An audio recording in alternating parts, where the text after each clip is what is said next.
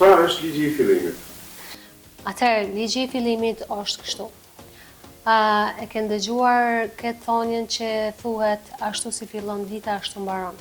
E fillon me një energji të mirë, mbaron me një energji të mirë.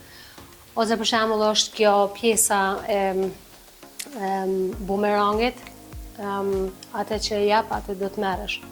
Çdo punë, ose ndoshta edhe nga unë për shembull kur kam qenë fëmijë I vogël, me që jam edhe e lindur në maj, nona ime thoshte, s'don ta mbjellësh një lule, mbjelle mëngjes, domethënë paradite.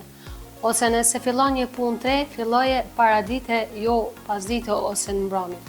Sepse ashtu si fillon, ashtu mbaron. Pra, çdo projekt unë e kam tani këtë e përdor edhe vetë, çdo projekt që e filloj me këtë ligjin e fillimin. Pra, kur fillojmë diçka, është shumë e rëndësishme të bëhemi të vetëdijshëm se si po e fillojmë. Me çfarë energjie po e fillojmë. Sepse ashtu si e fillon, edhe ashtu e mbaron. Pra, ke një energji të mirë, e fillon me dashuri të madhe, e mbaron me dashuri të madhe.